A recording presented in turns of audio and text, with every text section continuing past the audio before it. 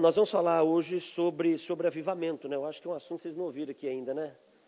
Acho que quase não foi dito aqui, né? Nós vamos falar um pouquinho sobre avivamento, só que nós vamos falar com um objetivo bem específico. Nós vamos falar e deixar bem claro que o avivamento ele é para as pessoas. Nós não podemos nos esquecer disso.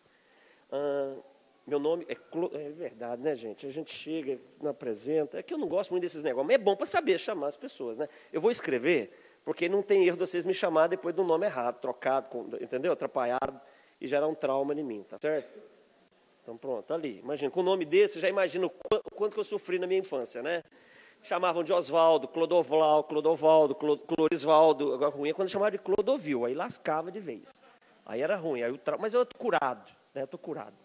Eu descobri que Clodoaldo significa grande chefe, aí ficou bom demais, né, gente? Aí ficou bom porque aí o ralo aumentou, né? Porque grande chefe, eu falei, meu Deus, meu nome eu vou ter que apanhar muito para isso não deixar isso me comprometer. Mas vamos lá, vamos voltar aqui. Durante alguns anos, nós temos trabalhado com desenvolvimento humano. Ou seja, nós temos um instituto, nós temos uma escola, nós damos treinamentos no Brasil, fora do Brasil, de desenvolvimento de pessoas. Ou seja, onde nós procuramos desenvolver o que as pessoas têm de melhor. Eu sei que, às vezes, o começo dessa minha fala, às vezes, assusta algumas pessoas, né? Porque a gente, às vezes, nós aprendemos que a gente não é nada. E que a gente tem que... Não, o problema não é que a gente... Na verdade, a gente não é nada mesmo, né? Mas tem algumas coisinhas boas na gente. Tem algumas coisas que são interessantes na nossa vida, né? E o problema dos nossos valores e do nosso potencial, e eu sempre gosto de fazer menção quanto a isso, talvez o grande problema para falarmos do potencial de pessoas e as pessoas entenderem que elas têm muito potencial é quando as pessoas se esquecem da fonte de todo o seu potencial. Esse é que é o grande problema. É quando o homem se esquece quem é que flui para ele tudo que ele é, tudo que ele tem, tudo que ele faz. Isso é um grande problema. Eu acredito muito na capacidade das pessoas. Eu acredito muito no que um homem ou uma mulher pode fazer, mas acredito de verdade. E talvez, tem gente que acredita mais do que eu. Por exemplo, o céu acredita mais do que eu. O céu acredita mais em nós do que nós mesmos. O céu acredita mais nas pessoas do que nós mesmos. Enquanto nós julgamos as pessoas e temos dificuldade de perdoar as pessoas, o céu sempre está pronto para perdoar as pessoas. Sempre está pronto. Isso fala de uma credibilidade que o céu tem em relação às pessoas. O Senhor, Ele sempre acredita que nós podemos fazer mais do que nós imaginamos que nós podemos fazer. As Escrituras nos mostram isso. As Escrituras sempre nos dão modelos de homens, né, de homens de Deus, de mulheres de Deus, que tinham vidas simples, vidas singulares, e porque um dia acreditaram naquilo que o Senhor disse a respeito delas. Deixa eu colocar, vamos destacar algo. Elas acreditaram no que Deus disse a respeito delas. Elas não receberam nada especial do céu para ser mais do que elas eram. Elas apenas acreditaram no que Deus havia dito a respeito delas. Por exemplo, o Senhor disse para Abraão, Abraão, você vai ser pai de uma nação que é numerosa, como a areia da praia e as estrelas do céu. Abraão simplesmente precisou caminhar crendo nisso. Enquanto ele desenvolveu uma crença nessa promessa, de que ela iria se cumprir, quando ele desenvolveu isso, ele viveu o cumprimento dessa promessa. Mas enquanto ele não acreditou que isso poderia acontecer a partir dele, ele viveu sem viver o cumprimento da promessa. Se nós olharmos para a vida, por exemplo, de Josué. Vamos falar de Moisés, um homem tímido, um homem que não acreditava na capacidade que ele tinha de ter sido escolhido para libertar o povo de Israel, teve que enfrentar vários desafios pessoais, até ele compreender que ele era o melhor da sua época para cumprir o propósito que Deus tinha para a nação de Israel. Josué, pega o livro de Josué no capítulo 1 e você vai ver ali nos 10 primeiros versículos do capítulo 1 de Josué, o Senhor insistindo com Josué para que Josué acreditasse de que ele era o homem ideal para cumprir o propósito de levar o povo até a terra de Canaã. E o Senhor insistindo com Josué, Josué, eu estou com você, Josué. Acredita que vai dar certo. Você tem a competência, você tem a habilidade, você tem a experiência. Se o que você precisa é de uma segurança de que tudo vai dar certo, a segurança é de que, assim como eu fui com Moisés, eu também vou ser com você. Vai nessa tua força. É a mesma palavra que o Senhor dá para Gideão. É a mesma palavra. Vai nessa tua força. Então, você começa a perceber que alguns homens de Deus nas Escrituras, eles se tornaram homens especiais e tiveram resultados exclusivos, simplesmente porque eles ousaram alinhar a capacidade de autoavaliação com a capacidade de avaliação do céu a respeito deles. Já parou para pensar nisso? Que talvez nós tenhamos uma capacidade de autoavaliação totalmente diferente da forma como o céu nos avalia, e isso pode ser um problema para desenvolvermos a nossa fé. A nossa fé pode encontrar uma resistência em desenvolver todos os seus resultados quando a minha capacidade de me autoavaliar, e quando eu falo de autoavaliação, eu estou falando de alguns aspectos de autoavaliação que nós podemos desenvolver, como, por exemplo, senso do merecimento, senso de capacidade. São alguns ambientes da nossa autoavaliação. Nós não vamos falar disso aqui hoje. Isso aqui seria para um outro treinamento, um outro momento. A gente precisa de pelo menos umas 2 horas para falar sobre isso. Então, quando nós não alinhamos alguns modelos de autoavaliação pessoais com aquilo que o céu diz a nosso respeito, nós vamos ter problemas. E nós podemos dar resultados muito diferentes daqueles que o Senhor espera da nossa vida e que nós esperamos em relação à nossa fé. Faz sentido isso para algum de vocês aqui? Pensa a respeito disso. Quantos homens e quantas mulheres de Deus? Eu tenho dito ultimamente, nos últimos 40 dias, eu tenho falado muito sobre isso. Existem homens e mulheres de Deus que têm promessas maravilhosas a respeito de si. Promessas, profecias. Existem homens e mulheres que foram alvos de profecias poderosas, mas que nunca viverão o cumprimento dessas profecias. Nunca viverão. E eu penso que isso, ficou assustada? Ficou preocupada comigo? Mas é plenamente possível isso acontecer. Plenamente possível. Porque a gente pensa que ser alvo de uma profecia significa que está tudo certo. Ela vai se cumprir, não é verdade? Mas existem homens e mulheres de Deus que são alvos de profecias maravilhosas, mas talvez nunca vivam o cumprimento dessas profecias. Homens e mulheres que são alvos de promessas extraordinárias de Deus a respeito de si mesmo, mas nunca viverão o cumprimento dessas promessas. Simplesmente por quê? Porque esses homens e essas mulheres não se fizeram legítimos para o cumprimento dessa profecia e dessas promessas. Ou seja, são homens e mulheres que não merecem essas profecias. Ou melhor, são profecias e promessas que não merecem essas pessoas, porque elas fizeram uma escolha de se fazerem muito menores nas suas escolhas de comportamento, nas suas escolhas de autoavaliação e daquilo que Deus tem para a vida delas. As Escrituras nos mostram isso. Deus escolhe um homem, chama esse homem para ser pai de uma multidão.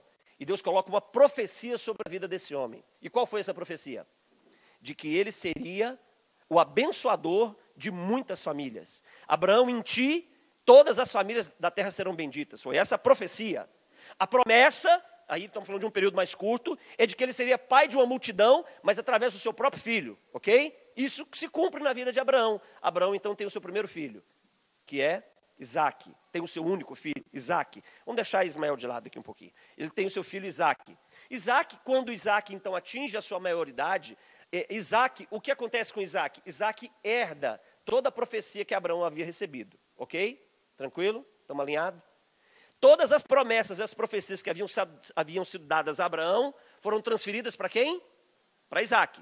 Isaque se casa e Isaque tem 2 filhos, não é isso? 2 filhos gêmeos, Esaú e Jacó.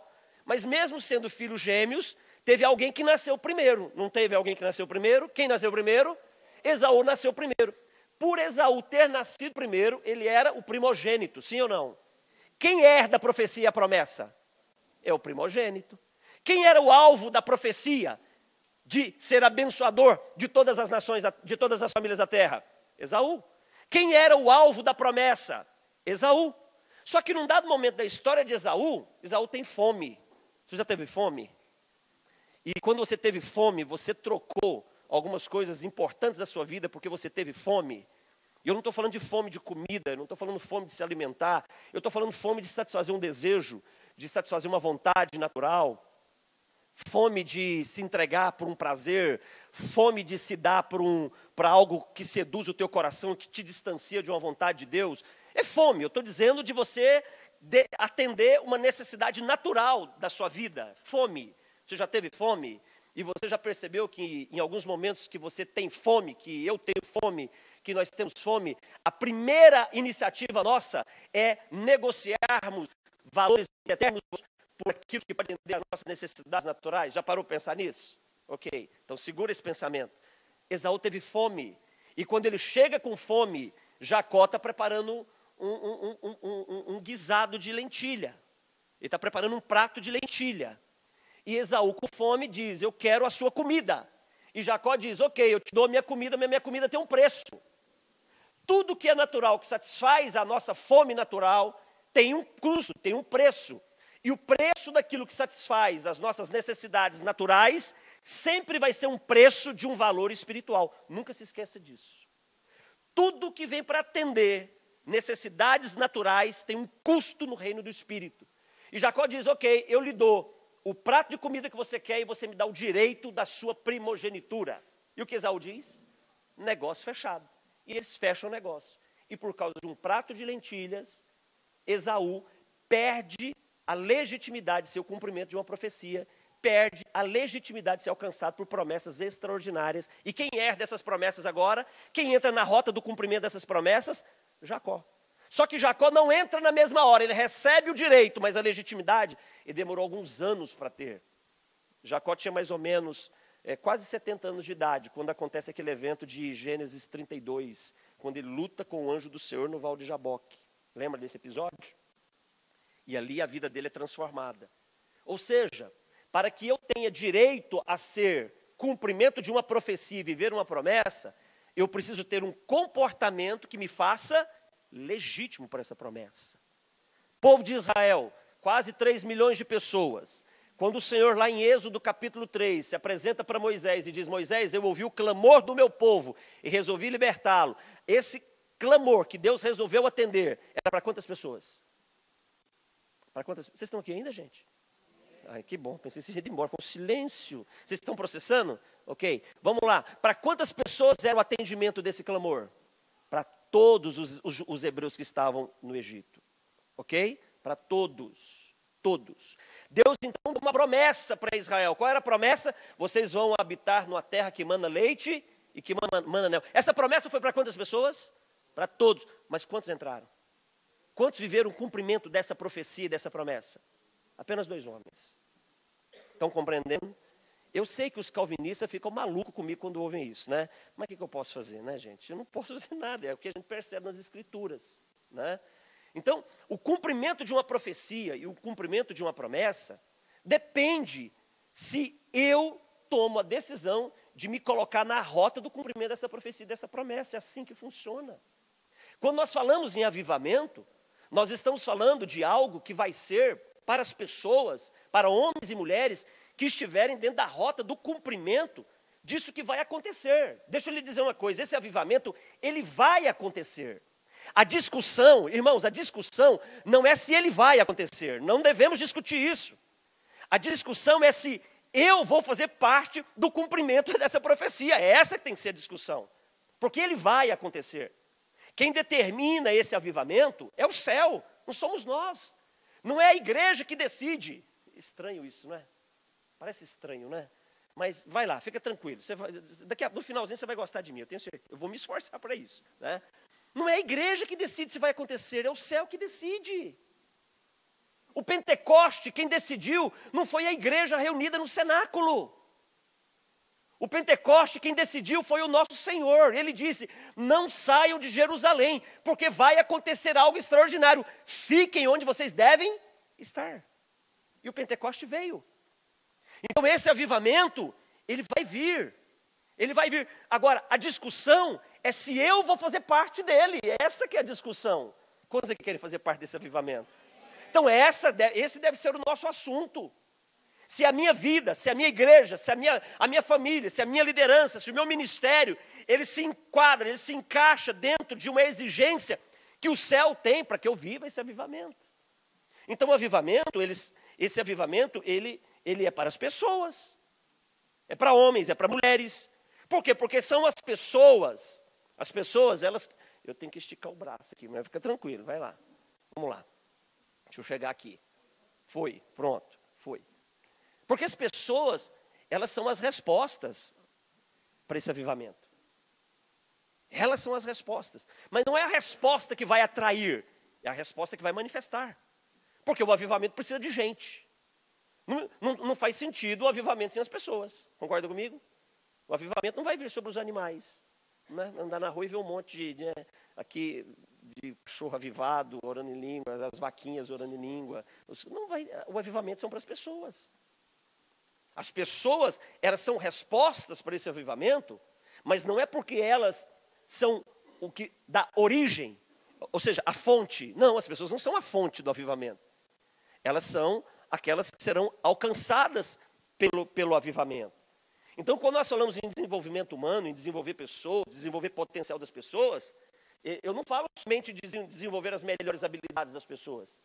Nós não estamos falando de desenvolvimento das melhores capacidades das pessoas, de potencializar as pessoas.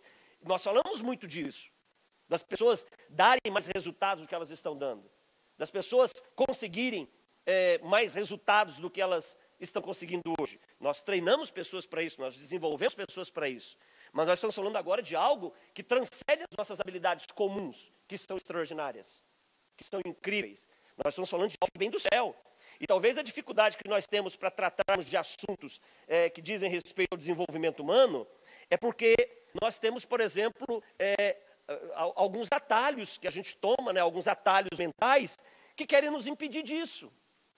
Sabe, eu tenho percebido que eu preciso muito de oração. Eu preciso de orar muito. Porque a minha vida de oração, ela não vai transformar o céu em relação a mim. Não, a vida de oração não faz isso. A vida de oração me transforma em relação ao céu. Totalmente diferente. Uma vida de oração muda a mim. Sou eu quem muda. Eu quem muda.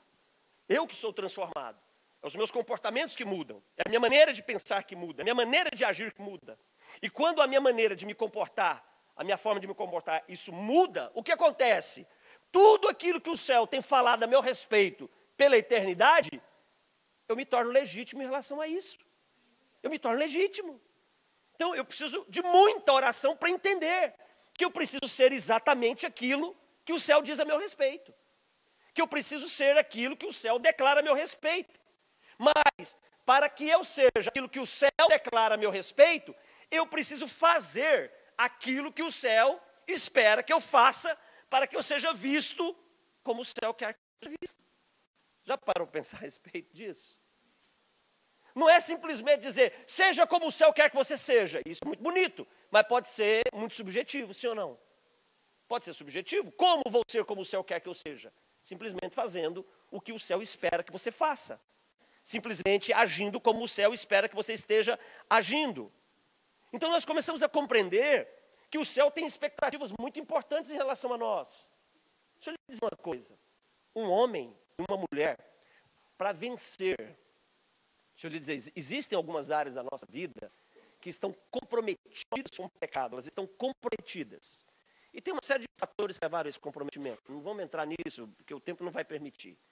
Mas existem áreas da nossa vida que estão comprometidas com o pecado de tal maneira que a prática desse pecado se tornou um hábito. É um hábito.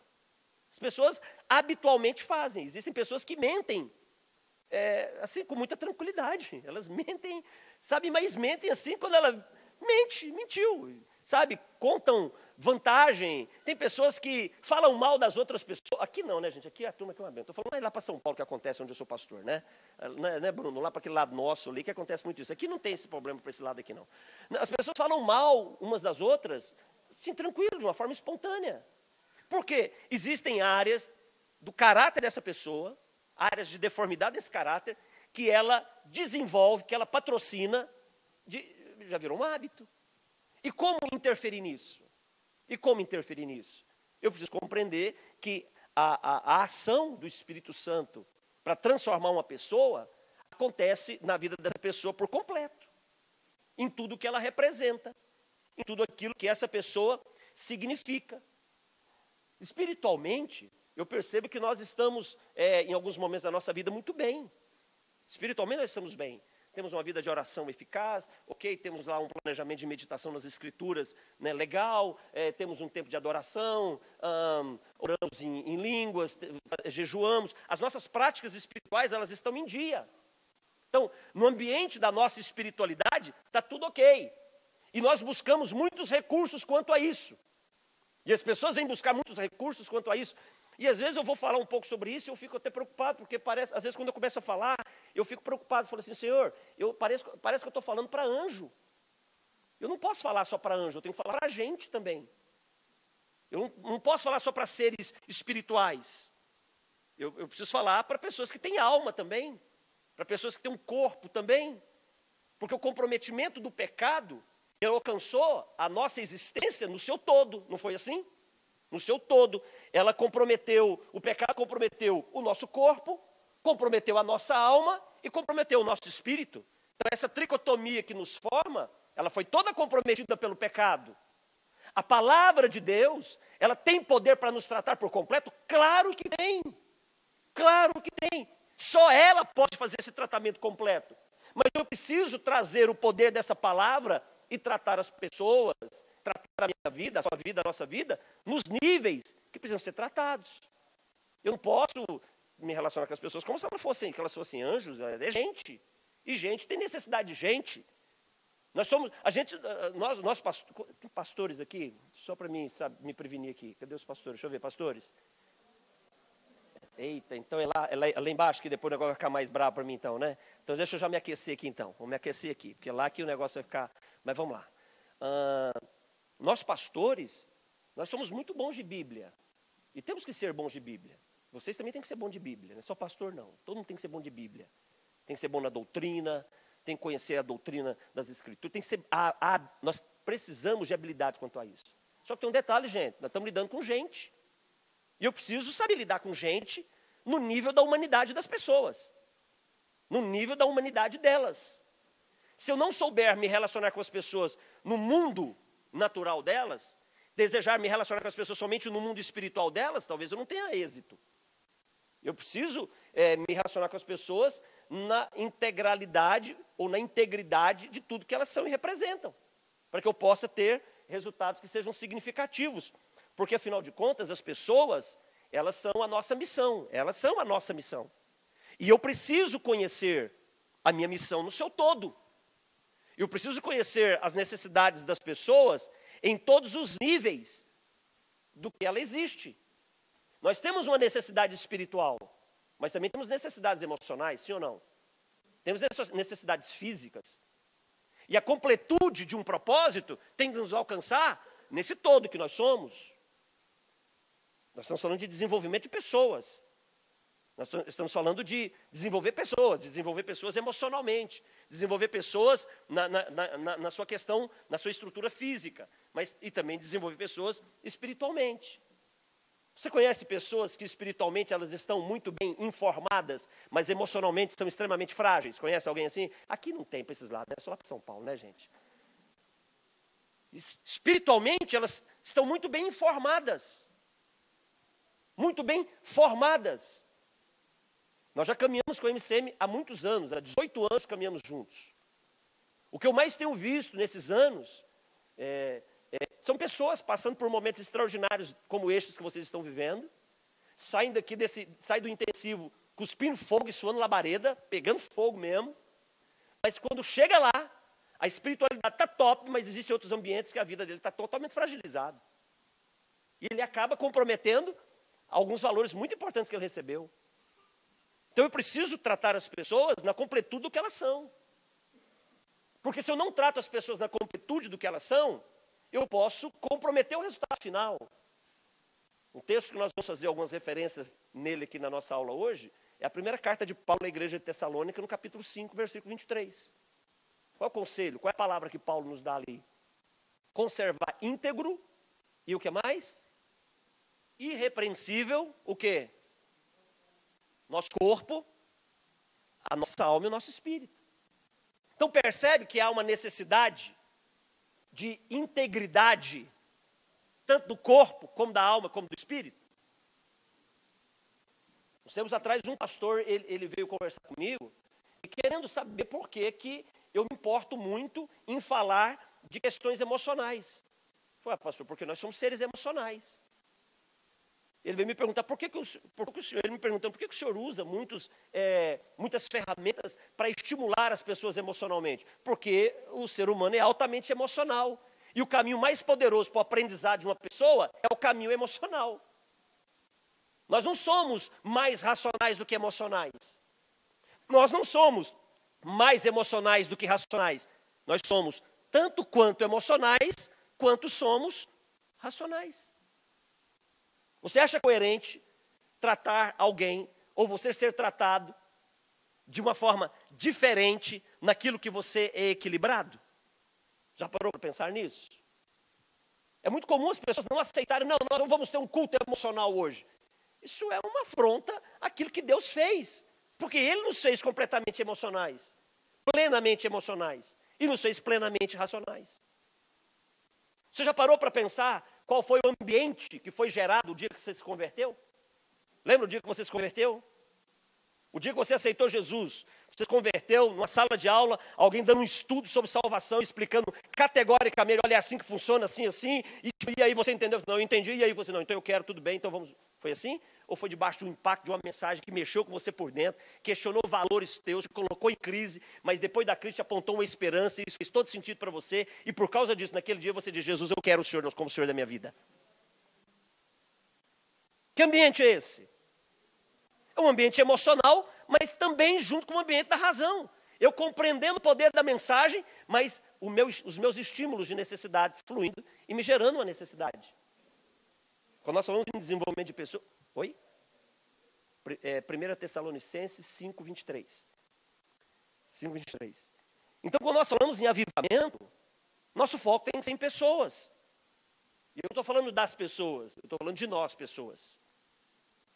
Não é deles, pessoas. De nós, pessoas. Da gente, pessoas. O alvo precisa ser a nossa vida. Eu preciso compreender. Às vezes eu penso que a nossa mensagem, às vezes ela não alcança o mundo de compreensão das pessoas. Deixa eu lhe dizer uma coisa, as pessoas não aceitam o que elas não compreendem. Você já teve dificuldade para falar de Jesus para alguém? Você está falando de Jesus e parece que o feedback não é um feedback positivo? Já teve essa experiência? E você já parou para pensar que talvez o problema não era a mensagem, mas como você estava comunicando a mensagem? As pessoas são diferentes. Elas têm mundos dentro delas que são diferentes. E as pessoas interpretam o que elas ouvem a partir do mundo que existe dentro delas. Então, as pessoas têm mundos culturais diferentes, as pessoas têm mundos emocionais diferentes, têm mundos intelectuais diferentes, têm mundos familiares diferentes, têm mundos de necessidades diferentes, mundos de sonhos diferentes. Então, nessa diversidade de mundos que as pessoas têm, eu tenho uma mensagem para entregar. E para essa mensagem ela ser aceita, o mundo dessas pessoas precisa compreender a minha mensagem, porque senão elas não vão aceitar a mensagem. Você já parou para pensar nisso? Quando, por exemplo, eu venho aqui falar para um auditório como o de vocês, eu estou diante de uma universidade de mundos. Eu trago um assunto e o meu desafio agora é comunicar o meu assunto de tal maneira que, é para isso que eu venho, 100% das pessoas compreendem o que eu quero dizer. Porque para mim não basta 80%. Alguém gostaria de fazer parte dos 20% que não receberam? Por que eu posso aceitar então 80% de êxito? Faz sentido isso? Então nós não podemos comunicar algo sem nos importarmos com a capacidade que as pessoas estão tendo de receber, de compreender o que nós estamos comunicando. Atos capítulo 8 conta a história, uma história muito joia. O Senhor fala para Filipe, Filipe, vou te mandar para uma estrada deserta, que tem um negócio ali para você resolver para nós. Filipe vai.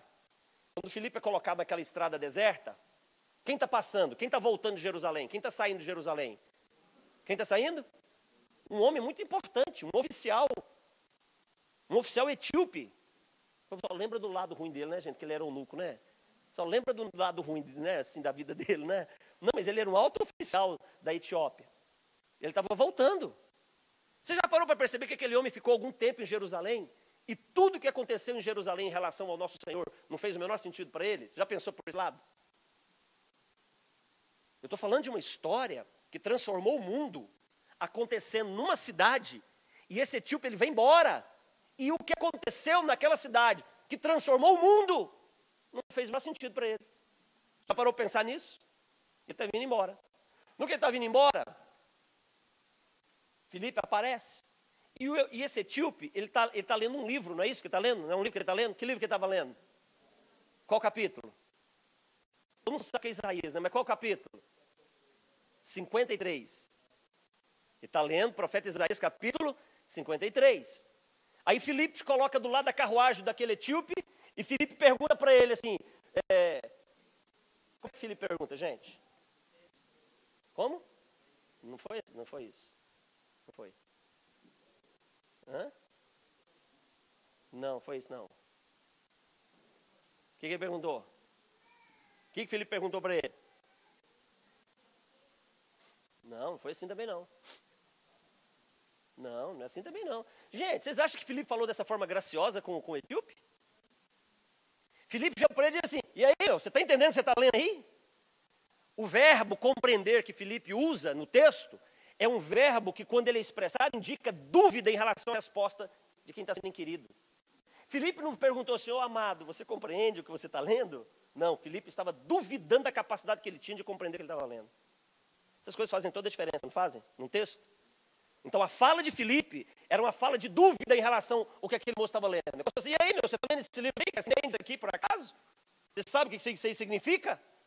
Eu estou credibilizando você ou estou duvidando de você? Foi assim que Filipe tratou o etíope.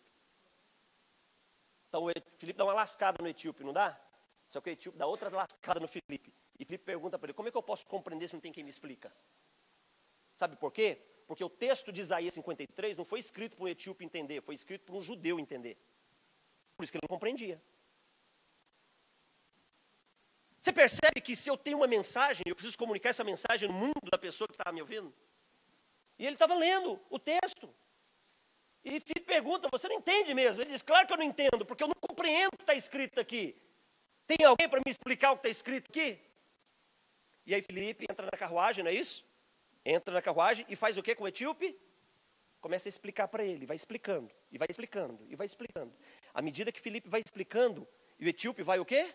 Ele vai entendendo. Filipe vai pegando o texto de Isaías 53 e vai relacionando com os acontecimentos do tempo presente. Vai pegando a profecia de Isaías e colocando Jesus no cumprimento daquela profecia. E a carruagem vai caminhando. À medida que Filipe vai explanando, vai colocando isso para o etíope, quando a carruagem passa num lugar que tem água, o que o etíope faz? Opa, para a carruagem. Deixa eu lhe dizer uma coisa, você está me explicando isso aí? Então é o seguinte, tem água ali, o que me impede de ser batizado? Filipe disse, nada. Quando eu me comunico na linguagem no mundo de quem está me ouvindo, o resultado acontece. É assim, simples assim. Filipe fez apelo no texto? Ele simplesmente compreendeu a mensagem. Deixa eu lhe fazer uma pergunta. Quando você ouve, e quando você fala, quando você lê, quando você vive, quando você manifesta avivamento, avivamento é uma linguagem que você compreende? É uma linguagem que as pessoas compreendem? Porque ninguém aceita aquilo que não compreende. Ninguém aceita, ninguém recebe, ninguém vive, ninguém faz renúncias, ninguém toma, pratica renúncias por aquilo que ela não compreende. As pessoas não aceitam o que elas não compreendem. As pessoas precisam compreender para aceitarem. Sabe por que existem muitas áreas da nossa vida que ainda não foram transformadas? Porque nós não buscamos compreensão em determinados assuntos, o quanto isso é importante para a nossa vida. Por exemplo, pecado tem um pagamento, sim ou não? Qual é o pagamento do pecado? E por que continuamos pecando? Explica. Por quê? Deixa eu lhe dizer uma coisa, existem pessoas que nesse intensivo, vai terminar o intensivo, vão voltar para suas casas e vão continuar fazendo as mesmas coisas ruins que faziam antes de vir. Pode amarrar, acorrentar, misericórdia, o que for. Infelizmente vai. Tomara que não seja você, não seja eu, não sejamos nós. Mas vai. Sabe por quê? Porque são escolhas que nós podemos fazer. São escolhas pessoais. São escolhas que nós fazemos todos os dias. Algum pecado que te governa. Ou algum pecado que você crê que foi liberto depois que você chegou aqui nesse intensivo. Então te governava por quê? Onde estava o poder de ação desse pecado? Você já parou para pensar nisso? Já parou para pensar onde estava o poder de ação desse pecado? Na sua permissão de fazê-lo. Você permitiu as mentiras, prostituição, os vícios, os enganos, permissão que foi dada. Fica tranquilo, gente. Fica tranquilo, não fica assustado. Não, está tudo certo. Cada um tem a vida que construiu para ter. Existe uma coisa que nas Escrituras me chama muito a atenção, que é temor. Eu preciso ter temor em relação àquilo que me... Você quer saber se uma palavra é para você ou não? Você quer ter um termômetro se algo está sendo dito é para você ou não? É como você trata e como você reage diante daquilo que você ouve. Deixa eu fazer uma pergunta. Ser submisso é algo confortável ou desconfortável? Seja sincero, seja honesto. Ser submisso, fazer o que os outros te mandam fazer, sem que você tenha o direito de escolher, é confortável ou desconfortável? Mas é princípio? Pois é. Pois é. Alguém fala mal de você, alguém te arrebenta. E aí você tem a oportunidade de desmascarar essa pessoa falando mal dele também para outra pessoa. Você não falar e guardar, igual aconteceu uns 2 meses atrás. Eu descobri com... Ah, meu Deus do céu. Eu descobri com um pastor... Mas não vou falar o nome dele, então acho que eu não vou pecar, não. Né? Eu descobri que um pastor me deu um golpe. Você acredita? Você acredita que o pastor dá golpe? Pois é. O pastor me deu um golpe, Alex. E eu conversando com outro pastor amigo meu do Rio de Janeiro, e conversando. Quando ele falou, eu descobri, pô, o cara me deu um golpe. Pensa nos bichos que ficou vivo aqui dentro. E vocês têm esses bichos aí também, gente? Uns bichos aqui? Tem, né? E os bichos ficou aqui, e ele contando para mim, e eu falei assim, não, mas eu não vou falar. Eu não vou falar, porque senão eu vou pecar, não é? Eu vou pecar. Eu não podia falar. Mas a gente não fala. A gente não fala. E quem decide falar? Você quer... Me fez bem não falar? Fez não, na hora não fez não. Bem era se eu falasse. Depois fez bem, depois que baixou, né, a atenção, aí fez bem. Eu falei, poxa, glória a Deus que eu consegui dessa vez. Dessa vez eu consegui. Outras talvez eu não consegui não, mas essa eu consegui. Mas fez bem? Na hora? Na hora? Não fez. Você quer saber quando algo está sendo tratado dentro de você, dentro de mim, dentro de nós? É quando dói. Aí fica tranquilo. Sabe quando vem uma pancada e você fala assim, eu não aceito, eu não concordo, pronto. Se esse atalho mental seu, de instintivamente dizer, eu não concordo com isso, opa, acende a luzinha vermelha. Tem uma coisa errada aí que vai ser tratada. Pensa a respeito disso. Existem pessoas que têm atalhos mentais para agir com indiferença quando algo é exclusivo para tratar algo pessoal na vida dela. Conhece pessoas assim? Quando elas simplesmente se ausentam. Pá, elas se ausentam, parece um ninja. Joga uma fumacinha e some do ambiente daquele assunto. Fica indiferente. São atalhos mentais, automáticos. Maneiras de sabermos quando alguma coisa precisa ser resolvida na nossa vida. É gente, pessoas são assim. E isso não tem relação com a nossa espiritualidade, isso é coisa da nossa alma. São características da nossa alma. Tem gente que nasceu de novo. Eu acredito nisso, tá, gente? Eu acredito, isso sou eu, tá? Você não precisa acreditar não, se não quiser. Mas eu acredito nisso, tem gente que nasceu de novo, mas que tem uma alma completamente governada nos padrões do velho homem. Que em momentos de tensão, de confronto, de teste, ela revela o estado da alma dela. É nos momentos. Aqui, bênção, é lá fora, vamos ver lá fora. Aqui quebranta, aqui chora, não é verdade? Que rola no chão, não é verdade? Que pula, que grita, aqui ama as pessoas, não é verdade? Porque o ambiente é construído para isso. Estamos imersos aqui nisso, não é verdade? Agora, e os valores do que foi comunicado aqui? O quanto você se permitiu que o que está sendo comunicado aqui transforme você de dentro para fora? Nos transformar de dentro para fora. Nos fazer homens e mulheres de Deus.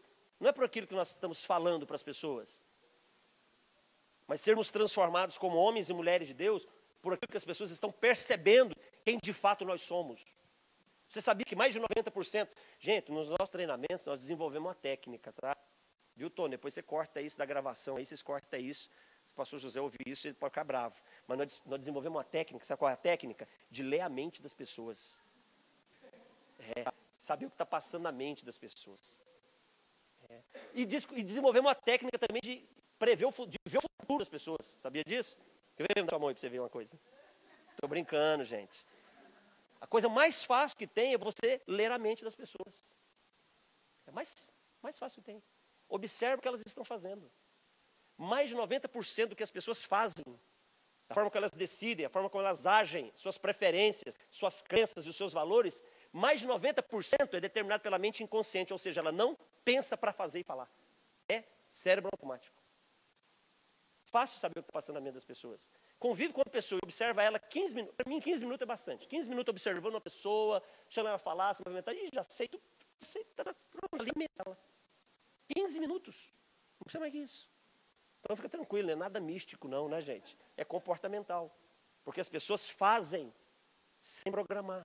Quer saber o futuro das pessoas? Observe o que elas estão fazendo hoje. Só isso. Simples você prever o futuro das pessoas.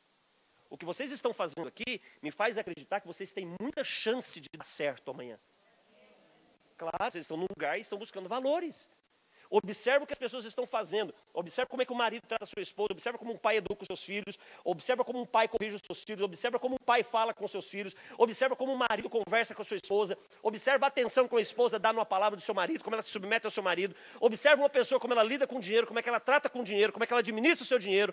Observe uma pessoa como é que ela lida com o seu chefe, com o seu líder, com a sua autoridade. E você vai saber onde ela vai chegar, gente. É difícil isso? Esse é comportamento. Mais de 90% das nossas ações, decisões, escolhas, é feita pela nossa mente inconsciente. Isso é coisa de gente. Então existem pessoas que eles são muito bons nas práticas da religiosidade. Ele escolheu, ele levanta a mão, ele até chora. Sabia que até chora cantando as músicas? Ele levanta a mão, chora, abraça, diz que ama. Mas ele ainda insiste em patrocinar as mesmas ações do homem natural. Por quê? Porque é um modelo que ele construiu. E aí essa pessoa quer viver avivamento. Para conhecer as pessoas, eu preciso conhecer as pessoas para atender a necessidade das pessoas. Eu preciso saber como as pessoas funcionam espiritualmente, emocionalmente, fisicamente. As pessoas estão bem na sua espiritualidade, mas emocionalmente estão arrasadas. Arrasadas. Ela só precisa de um teste para confrontar o nível da espiritualidade dela. Pessoas que num culto de domingo estão cheias, né? Cheias de vontade de Deus dentro de si, mas na segunda-feira basta uma notícia para aquele mundo dela desmoronar. Não é assim que acontece de uma forma frequente no nosso dia a dia? Onde verdades espirituais perdem valor para definições emocionais das pessoas. É como estresse. Não existe estresse. Estresse é uma interpretação que nós damos para aquilo que nós vivemos. Isso é estresse. Aquilo que é estresse para mim pode não ser para você. Porque como eu interpreto uma circunstância, eu vou reagir em relação a ela. Como eu interpreto uma oportunidade, eu vou reagir em relação a ela. Nosso Senhor ele foi tentado por Satanás no deserto. Olha, todos esses reinos me pertencem, eu posso lhe dar tudo se você se prostrar diante de mim.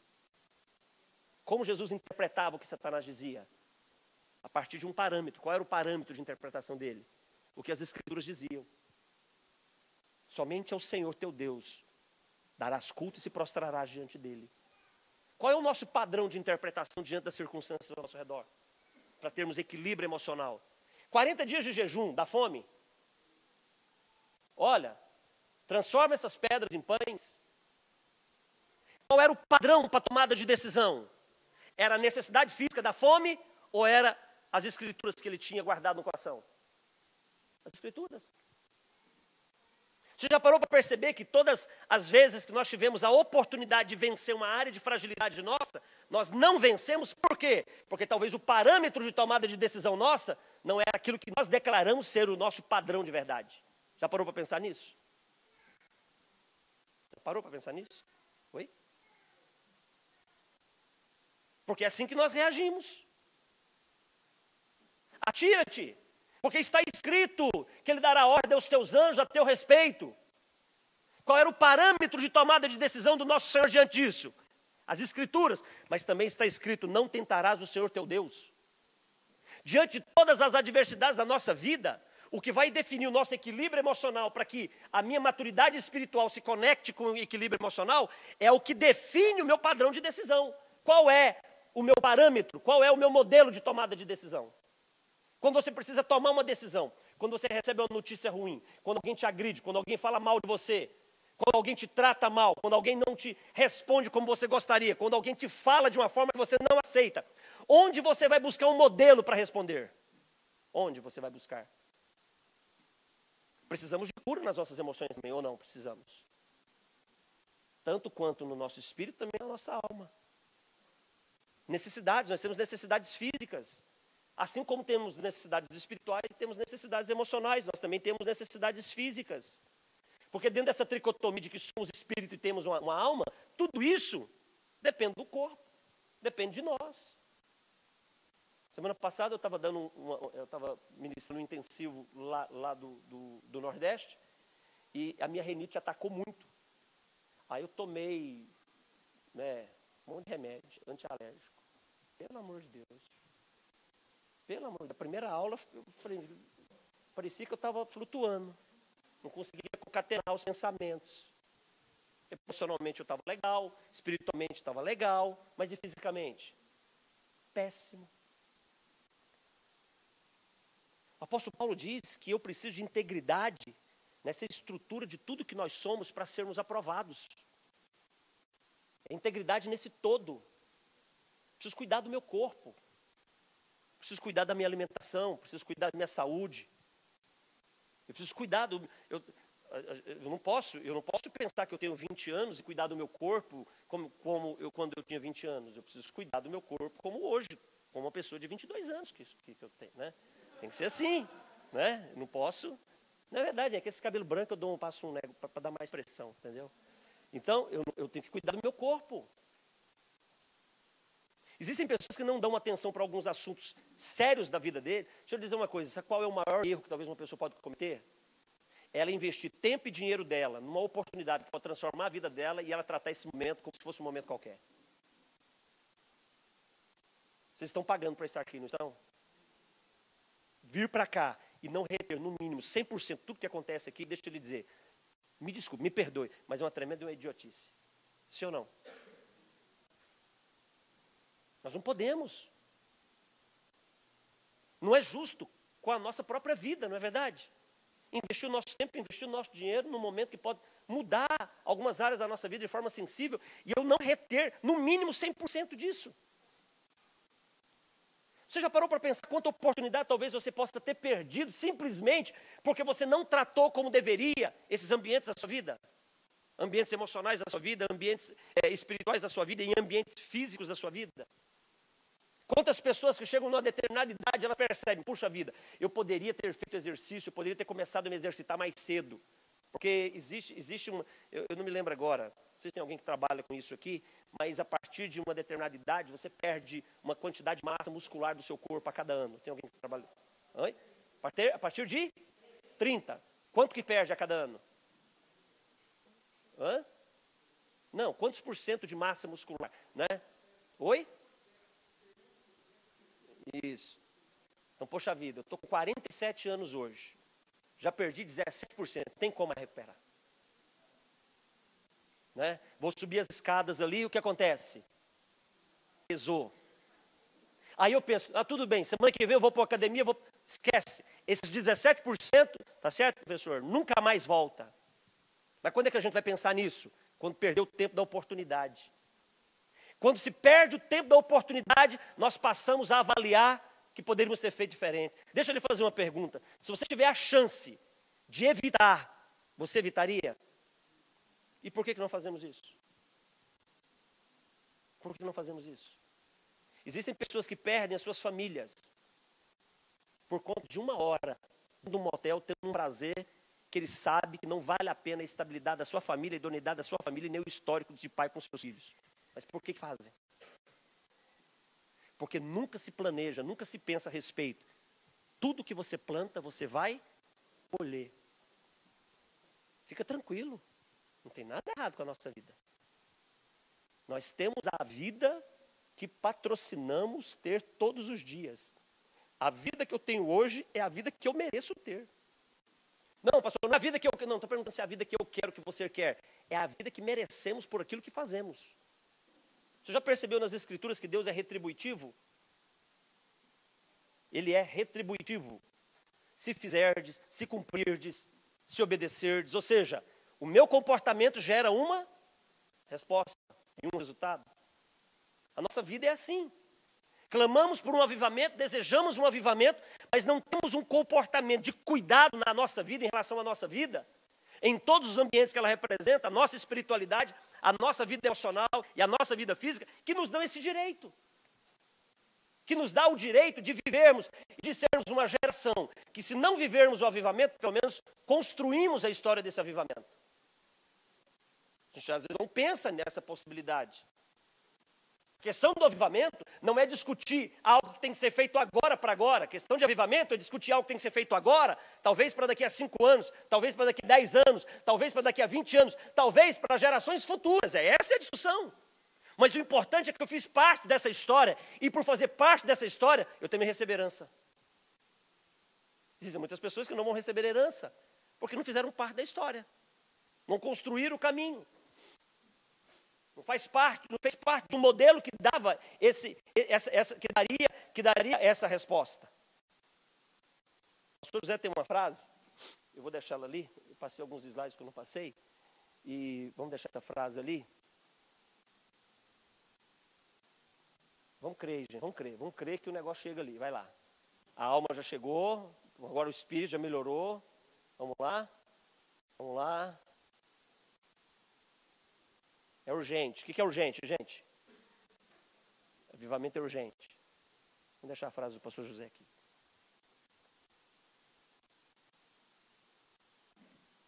Não há avivamento sem arrependimento. E o que é arrependimento? Mudança de comportamento. Isso é arrependimento. Arrependimento é mudança de comportamento em relação a tudo aquilo que significa quem nós somos. Isso é arrependimento. Arrependimento não é só mudança de comportamento nosso em relação a princípios da nossa espiritualidade. Você já parou para pensar nisso? Deixa eu lhe fazer uma pergunta. Você acredita que alguém que não cuida do seu corpo e não promove uma vida saudável para o seu corpo, você acredita que essa pessoa está pecando? Você acredita? Baseado no quê? Exatamente, porque o corpo é o templo do Espírito Santo. E aquele que destruir o templo, o Senhor o destruirá. 1 Coríntios 3,16, né? Ok? Então, quem não cuida do seu corpo físico, precisa do quê? E sem arrependimento, não tem avivamento. Eu preciso cuidar só dos ambientes da minha espiritualidade, ou eu preciso cuidar daquilo que eu faço em relação ao meu corpo? Eu preciso cuidar também daquilo que diz respeito ao meu corpo. Assim tanto quanto eu preciso cuidar dos ambientes que falam da minha espiritualidade. As Escrituras dizem, gente, eu não lembro o versículo agora, mas quem lembrar me fala aí. O precipitado peca. O que é precipitação? Precipitação é um dos resultados de um estado de ansiedade. Precipitação é um dos resultados do estado de ansiedade. O que é ansiedade? Ansiedade é excesso de futuro. Ansiedade é quando as pessoas decidem sair do agora e tentam viver um tempo que ela não tem governo sobre eles. Isso é ansiedade. Isso é terrível. Tem muita gente que sofre com ansiedade. Por quê? Porque desiste de viver o agora dela e quer viver um tempo que ela não tem governo sobre ele. E aí ela sofre. Por quê? Porque não tem governo sobre o amanhã. Você tem governo sobre o seu amanhã? Você não tem.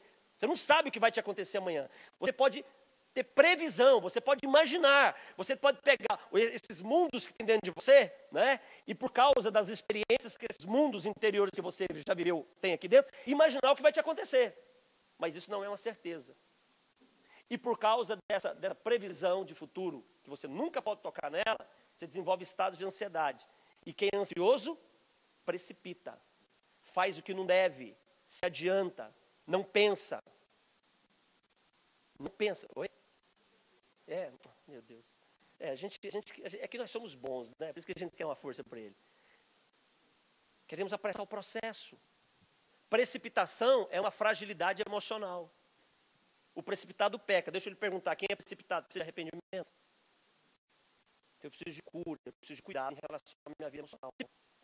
Estamos pegando só um ambiente da nossa vida emocional, né? O principado dele peca. Arrependimento é mudança de comportamento. É ter um comportamento que seja coerente com a proposta que eu estou buscando. Já parou para pensar que talvez tem alguém que tem sonhos, mas assim, quando eu falo sonho, gente, não é um sonho poderoso. Não falo esse sonho. Tem gente que diz, eu sonho em comprar uma casa própria. Não, esse sonho é fácil demais. Você tem um monte de gente conseguindo isso daí. Mas um sonho extraordinário. Alguém tem um sonho extraordinário mesmo? Quem podia compartilhar? Vamos ver se é extraordinário mesmo. Vai lá, quem que é? Imagina, agora ficar com medo? Vocês levantaram a mão que era extraordinário, agora ficar com medo? Ela quer compartilhar? Ela quer? Quem? Qual que é o seu sonho? Ser cantor, qual é o seu nome? Rafael, e esse sonho você acha ele um sonho extraordinário. Ser cantor de rap. Legal, um sonho extraordinário. Quem mais tem um sonho extraordinário? Mas vem cá, mas sonho de rap em que proporção? Porque você pode ser aqui agora. Posso dar 5 minutos, né? Alguém faz um beatbox aí, você pega o microfone e a gente vê o que sai. Não é verdade? Ué, sim ou não? Pode ou não pode? Ser cantor de rap, mas em que proporcionalidade? Ah, viajar o Brasil inteiro. E depois que viajar o Brasil inteiro? Aí pode morrer que acabou. Acabou. Ah, então é... Ah, entendi. O que mais, gente? Que tem mais um sonho extraordinário aí? Gente, esse negócio de sonho é interessante. Tem muita gente que tem sonho, mas na verdade não determinou a amplitude, a proporção, a potencialidade do sonho. Não é verdade? Você já parou para pensar que você não determinar a potencialidade do seu sonho, talvez você nunca viva ele? Porque você não colocou potencial para ele. Já parou para pensar nisso?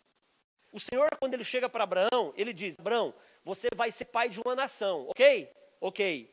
Potencialidade. Numerosa como a areia da praia e as estrelas do céu. Deu potencialidade para o tamanho. Fala aí, ficou poderoso ou não ficou? Potencialidade. Ele primeiro determina a areia da praia. E depois ele determina as estrelas do céu. Por quê? Porque há mais estrelas no céu do universo observável do que grãos de areia em todas as praias do mundo. Olha que coisa louca, gente. Sabe o que é isso? Potencialidade de sonho. Você tem potencialidade para aquilo que você quer? Eu conheci uma mulher 2, 3 semanas atrás, o sonho dela era viajar pelo mundo. Ela começou a fazer isso há 4 anos. E ela disse, pastor, eu não tenho mais objetivo de vida. Eu falei, claro, lá atrás você colocou a potencialidade do teu sonho, viajar o mundo. E você se esqueceu que o mundo é muito pequeno para a nossa capacidade de alcançar em relação ao que Deus pode nos dar. Pronto. Não tem mais motivo. Não tem mais objetivo para a vida. Conheci uma pessoa que, fazendo um processo de desenvolvimento humano com ela, o dilema dela é, eu não tenho sonho. Todo dia para mim é um dia que eu não tenho motivação para fazer nada. E vai conversando, vai cavucando. Ela era funcionária pública. Trabalhou 30 anos no Estado dando aula. Os 30 anos que ela trabalhou no Estado, qual era o sonho dela? Se aposentar. O que aconteceu com ela depois de 30 anos? Aposentou. E agora, o que ela tem de objetivo na vida? Nada. Deixa eu te perguntar, qual é o teu sonho? O teu sonho tem potencialidade? Se os nossos sonhos não tiverem potencialidades, nós corremos o risco de viver uma vida que nunca pode ser uma vida que vai encontrar cumprimento numa profecia. Já parou para pensar nisso? E esse comportamento de não ter um sonho que vale a pena, pode determinar a minha falta de motivação para ser uma pessoa melhor. Deixa eu fazer uma pergunta.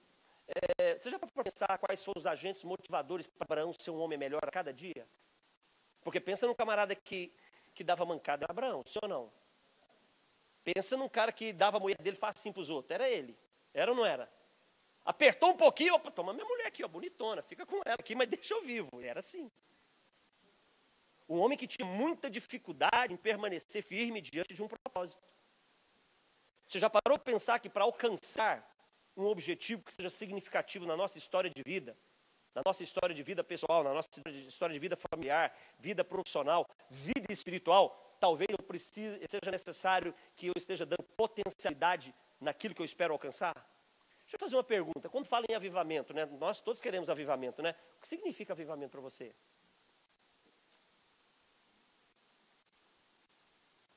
Gente, vocês estão ouvindo falar de avivamento aqui, tem 317 dias?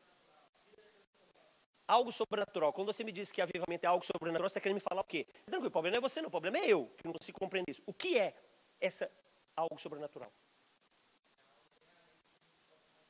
Por exemplo, Não, desculpa, é porque assim, Jesus gosta muito que a gente veja o que a gente está querendo, você entendeu? Eu tenho essa dificuldade. Assim, o que seria isso?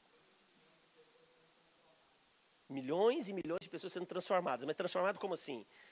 Pá, agora eu sou Power Rangers. Pá, agora eu veio. Como assim? Milhões e milhões de pessoas sendo transformadas em quê? Como? Para quê? Recebendo o quê? Tendo o quê? Indo para onde? Vivendo com quem e aonde? Assim, só para mim, me ajuda, por favor.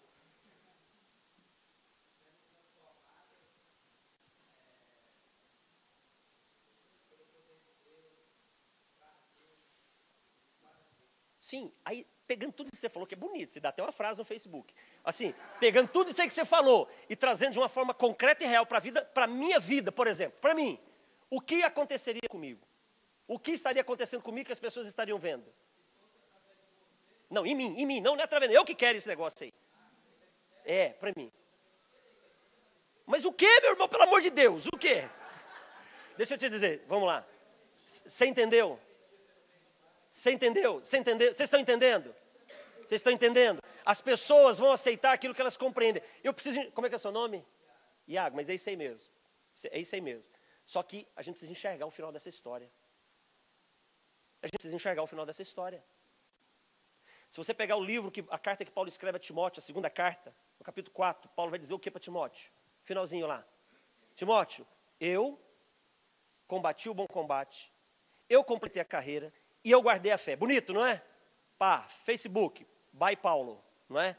Só que na sequência ele fala o que tudo isso significava para ele. Na sequência diz o que tudo isso significava para ele. O quê? Porque eu sei que eu receberei das mãos do justo, do reto juiz, a minha coroa. Era por causa disso. Ele tinha um motivo. Tinha um motivo. Tem um porquê. Eu quero avivamento, eu quero fazer parte desse avivamento. Eu vou buscar arrependimento, eu vou deixar o mal de lado. Eu vou sacrificar os valores da minha alma, valores que me distanciam de Deus. Eu vou levantar um altar e vou colocar no altar tudo aquilo que pode me separar desse avivamento. Gente, sabe por que tem gente que não sacrifica no altar? Porque o significado do altar não vale a pena. Quando o significado do altar vale a pena, nada que você coloca nele te custa. Já parou para pensar nisso? Por que existem pessoas que negociam a sua santidade? Porque o motivo do altar não valeu a pena para ele de forma suficiente para ele proteger a sua santidade, custe o que custar. Simples assim. Porque quando o motivo do altar vale a pena, você traz o que para o altar? O que você traz? O que você traz? Tudo. E quando você traz tudo, você julga, está perdendo alguma coisa? Nunca. Abraão viveu uma vida inteira, 100 anos, 99 anos, por causa de algo. Ele viveu 99 anos por causa do quê? Por causa do quê? De um filho. E quando ele vive os melhores momentos com esse filho, que já era crescidinho, o Senhor diz, agora eu quero teu filho no altar. Ele titubeou? Vacilou? Quanto tempo ele demorou para levar o filho dele até o lugar do altar? Quanto tempo? Tempo suficiente para voltar, não era? Tempo suficiente para mudar de ideia, não era? Tempo suficiente para contar uma historinha, se auto-justificar e não fazer aquilo que deveria, porque é o que a gente faz muito, não é? A gente sabe o que deve fazer e a gente sabe o que quer. E quando a gente sabe o que deve fazer e aquilo que a gente sabe que deve fazer contraria o que nós queremos, a gente conta uma historinha para a gente fazer o que a gente queria fazer e não fazer o que deve. Não é? Aqui não acontece isso, não. Isso não é para São Paulo lá. Não é assim que acontece. Ele teve quanto tempo? 3 dias. Mas ele foi. Por que ele foi?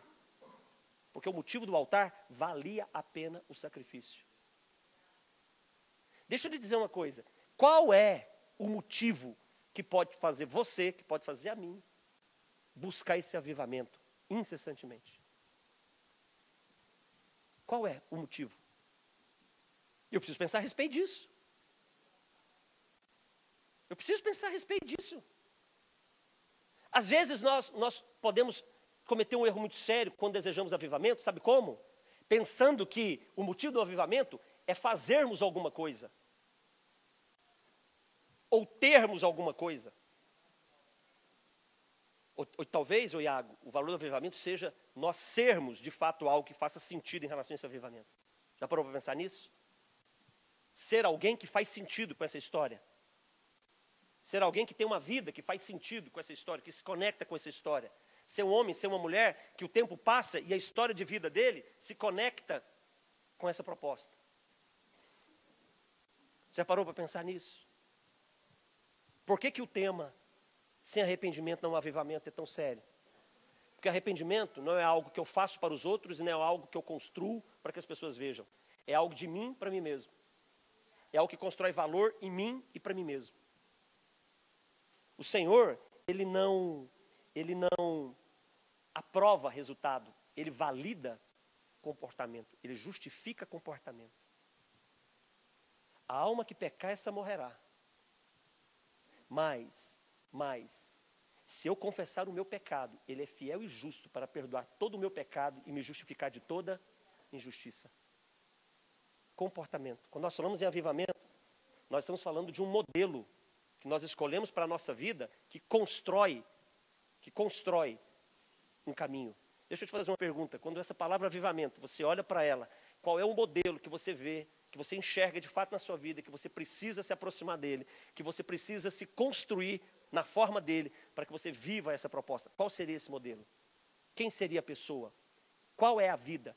Quais são os valores? Quais são as atitudes? Qual é a forma de agir, de me relacionar com as pessoas, de cuidar da minha família, de cuidar do meu casamento, educar os meus filhos? Qual é esse modelo? Você já pensou a respeito disso? Temos que orar muito por um avivamento, temos que nos envolver muito com as Escrituras, temos que ter uma vida de consagração, jejum e adoração, temos. Mas tudo isso, todas essas práticas espirituais, precisam construir um modelo em nós. E esse modelo tem que vir de uma fonte. Esse modelo precisa vir de uma fonte. Ele já está pronto, esse modelo. Ele já está pronto. Esse modelo está pronto. E eu preciso buscar esse modelo. Porque esse modelo, ele não é construído por aquilo que se faz ou por aquilo que se tem. É por aquilo que ele é. E ele é o Filho de Deus, o Cordeiro de Deus que tira o pecado do mundo. Qual é o nosso modelo? Vamos orar, irmãos? Vamos orar? Vamos ficar de pé.